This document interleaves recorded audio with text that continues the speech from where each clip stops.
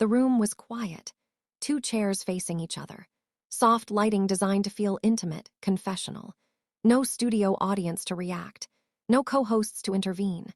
Just Morgan Freeman and Savannah Guthrie, separated by 3 ft of carefully arranged space and decades of assumptions about who each of them really was. The Today Show had promoted this as a rare, in-depth conversation with a living legend. What the producers didn't know was that their host had prepared questions designed to break that legend apart piece by piece.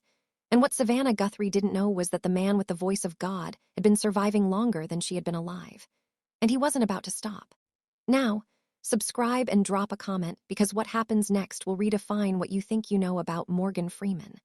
The converted brownstone studio had been dressed to feel like a living room. Bookshelves lined the walls.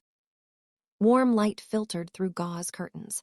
Morgan Freeman settled into his chair with the unhurried grace of a man who had learned that rushing was for people who hadn't yet figured out how short life really was.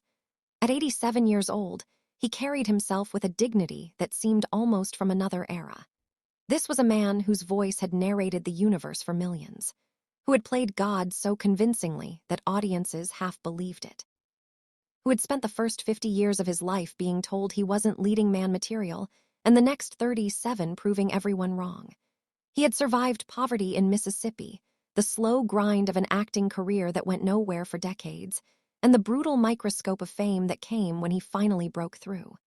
Savannah Guthrie took her seat across from him, her posture perfect, her smile professionally warm. At 52, she was at the height of her influence, the face of morning television, a woman who had built a reputation for tough but fair journalism. But today, there was something different in her preparation, something sharper. She had decided that this interview was going to be the one that cut through Morgan Freeman's carefully maintained image. "Morgan, thank you for being here." Savannah began, her voice carrying the practiced intimacy of someone who had done thousands of these conversations. "It's such a privilege to have this time with you. Thank you for having me," Morgan replied. His voice, that familiar rumble that seemed to come from somewhere deeper than most human voices reached. "It's a nice room. Feels almost like being in someone's home." "That's the idea," Savannah said with a smile. "We wanted this to feel like a real conversation. No distractions, just 2 people talking. Honestly, Morgan repeated. And there was something in the way he said it that suggested he knew what was coming. "That's always the best policy," Savannah nodded, then shifted slightly in her chair, and the atmosphere changed. "Morgan, I want to start with something that I think has been on a lot of people's minds. In 2018, multiple women came forward with accusations of sexual harassment and inappropriate behavior against you. You issued an apology, but you also said your actions were misinterpreted. Looking back now, several years later, do you still stand by that characterization?" The question hung in the quiet room.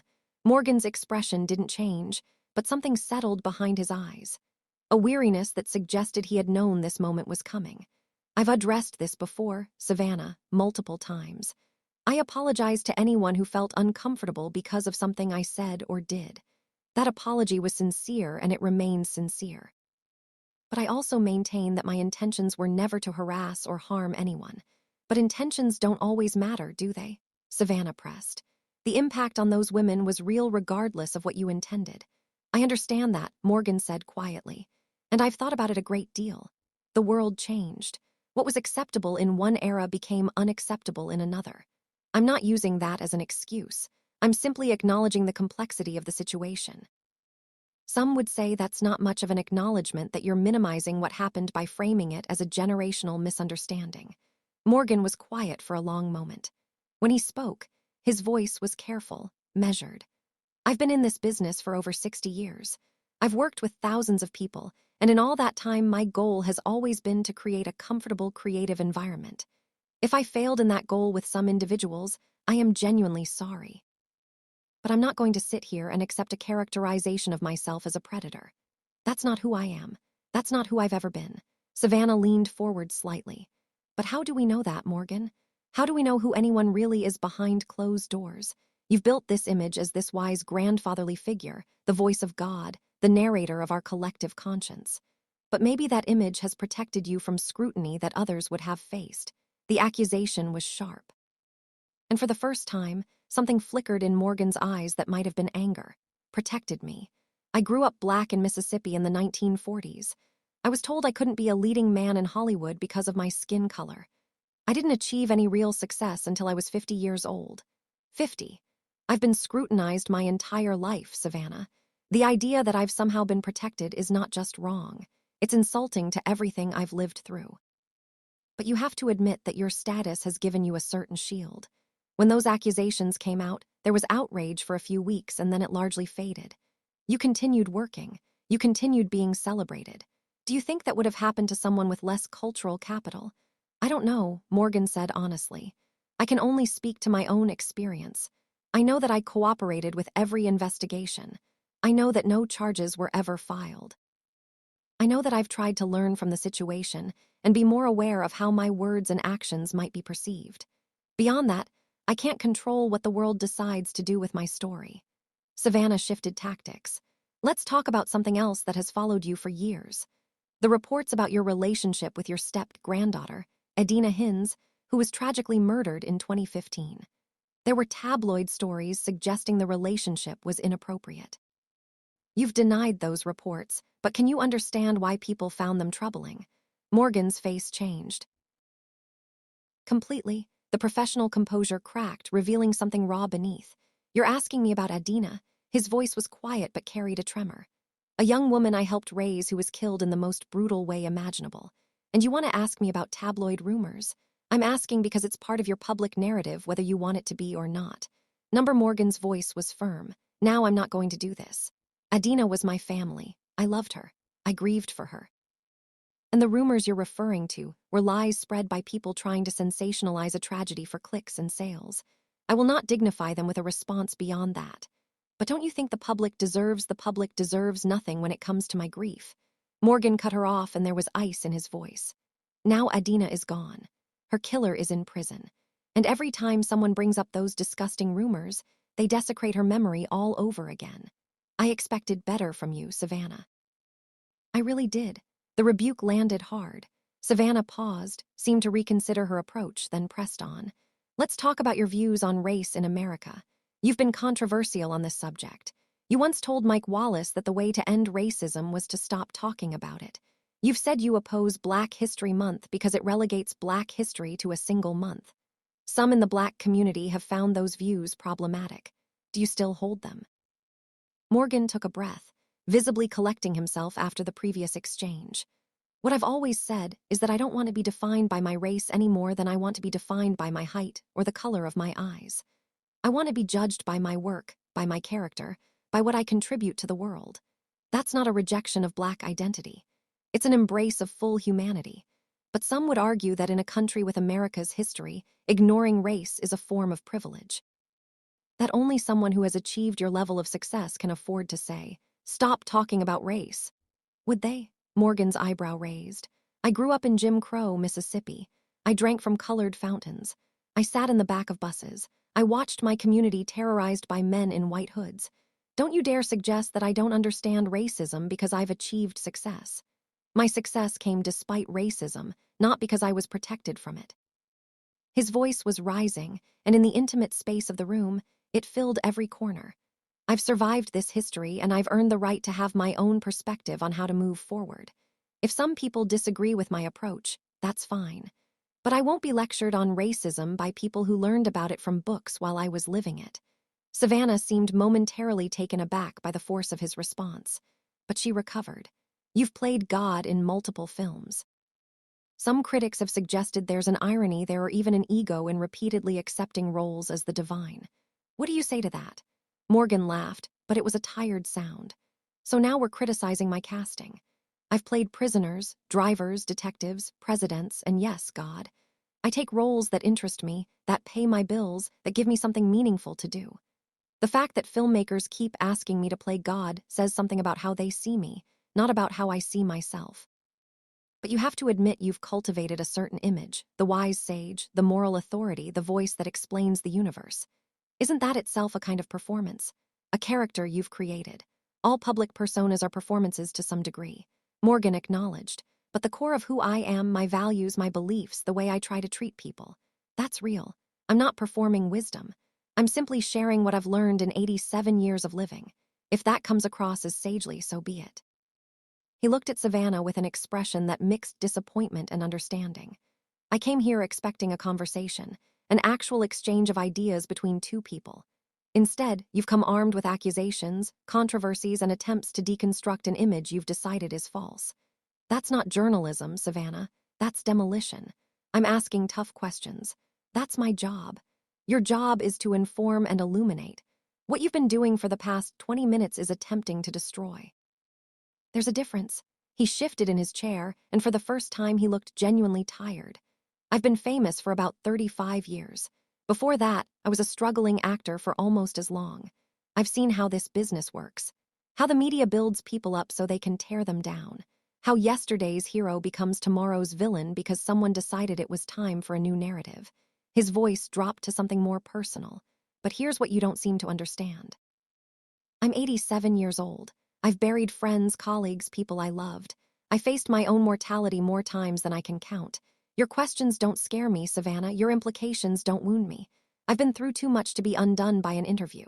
Savannah tried to regain control. I'm not trying to undo you, Morgan. I'm trying to get at the truth. Whose truth? Morgan asked. The truth the tabloids sold. The truth that makes for good ratings. Because my truth is sitting right here in front of you, and you haven't asked a single question designed to actually understand it. He gestured around the room. You created this intimate setting to make me comfortable, to get me to let my guard down. But what you actually wanted was vulnerability you could exploit, confessions you could clip and share, moments of weakness that would generate headlines. He shook his head slowly. I've spent my entire career telling stories. I know how narrative works. I know what you're trying to construct here, and I won't be the raw material for your demolition project. That's not what this is, Savannah protested. Isn't it? You started with accusations of harassment. You moved to tabloid rumors about a murdered family member. You questioned my views on race. You suggested my public image is fraudulent. At what point were you planning to ask about my craft, my 60 years of work, what I've learned about acting, about life, about human nature? He stood up slowly, and even at 87 there was something commanding about his presence. I've done over 100 films. I've worked with directors from Clint Eastwood to Christopher Nolan. I've played everything from a pimp to a president. I've narrated documentaries about the universe itself. There's a lifetime of experience sitting in front of you, and you've wasted it on gossip and gotcha questions. He paused, something shifting in his voice to something more reflective. You know what I've learned about acting in 60 years? It's about truth. Finding the truth of a character, the truth of a moment, the truth of human experience. Every great performance I've ever given came from going deeper into honesty, not away from it. The Shawshank Redemption worked because we believed Red. We believed his hope and his fear and his friendship with Andy.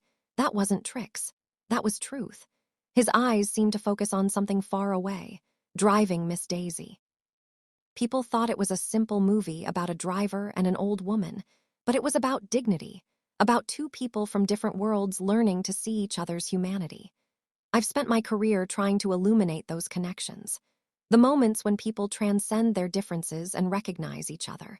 He looked back at Savannah with disappointment. And here we are in this room designed to create connection.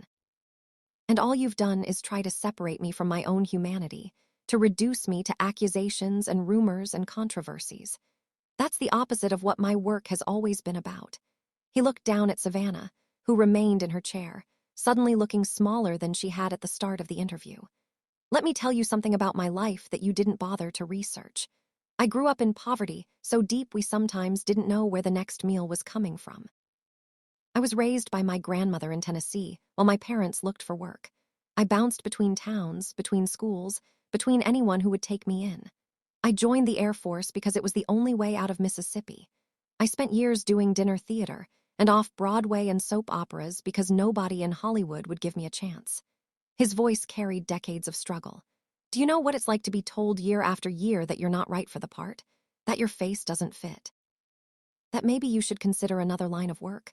I heard that for 20 years. 20 years of rejection. 20 years of wondering if everyone was right and I was wrong to keep trying. He shook his head slowly at the memory. I drove a cab to pay my rent. I worked as a transcriber. I did children's television because that's what was available to a black actor in the 1970s. Easy reader on the electric company. Not exactly the path to stardom, but I showed up every day. I did the work because that's all I knew how to do. I was 50 years old when I got my first Oscar nomination. 50. Most actors are considered finished by that age. I was just getting started. And everything that's come since. Every role, every award, every opportunity, I've earned through persistence and craft and refusing to give up when the world told me I wasn't good enough. He straightened his sweater with quiet dignity. That's who I am, Savannah. Not the caricature you've been trying to expose. Not the villain you seem to want me to be. Just a man who has worked harder and longer than most people can imagine, who has made mistakes like everyone else, and who has tried to use his gifts to illuminate something true about human experience. He began walking toward the door, then stopped and turned back. I want to say something to whoever's watching this. Don't let anyone reduce your life to its worst moments or its most sensational rumors. You are more than the stories others tell about you. You are the sum of your choices, your struggles, your triumphs, and yes, your failures. But you are the one who gets to tell that story, not the tabloids, not the interviewers with agendas. He looked at Savannah one final time. I hope you'll think about what happened here today, not as a professional setback, but as a human lesson. Every person who sits across from you has lived a life you can barely imagine. They deserve curiosity, not prosecution. Understanding, not ambush. His voice softened to something almost kind. You're talented, Savannah. You have a platform that reaches millions. You could use it to illuminate, to connect, to help people understand each other. Instead, you've chosen to use it like a weapon. That's your choice, but it's a sad one. And with that, Morgan Freeman walked out of the room, leaving Savannah Guthrie sitting alone in the carefully designed set that now felt like the scene of something that had gone terribly wrong. The cameras continued rolling for a few moments, capturing her expression as it cycled through surprise, defensiveness, and finally something that might have been shame. She had come prepared to deconstruct a legend. Instead, she had been reminded that legends become legends for reasons that survive any single interview. In homes across America, viewers who had tuned in expecting a pleasant conversation with a beloved actor had witnessed something far more significant. They had seen a man at the end of his career demonstrate the same quality that had defined its beginning, an unshakable sense of his own worth and a refusal to let anyone diminish it. The interview would be discussed for weeks afterward. Some would defend Savannah, arguing that journalists had a responsibility to ask difficult questions of powerful figures, but many more would point to the intimate setting, the personal nature of the attacks, the decision to lead with accusations rather than understanding. It had felt less like journalism and more like an execution. For Savannah Guthrie, it would become a cautionary tale about the difference between tough questions and cruel ones, about the importance of approaching every subject with at least a measure of good faith, about the danger of treating an interview as a prosecution rather than a conversation. And for Morgan Freeman, it would become yet another chapter in a story that had always been about endurance, about surviving when others wanted you to fail, about maintaining dignity in a world that often rewarded its opposite. That was the real Morgan Freeman, not the voice of God, though he had played. That part, not the wise narrator, though he had been that, too. Just a man from Mississippi who had spent 87 years learning how to survive and who had one more lesson to teach. That dignity once earned doesn't have to be surrendered to anyone. Not to tabloids, not to trending topics. Not to interviewers who had decided before the cameras rolled that they already knew the whole story. What do you think about this incredible confrontation? Was Savannah Guthrie out of line, or was she just doing her job? Drop your thoughts in the comments below, and make sure to subscribe for more stories that will absolutely leave you speechless.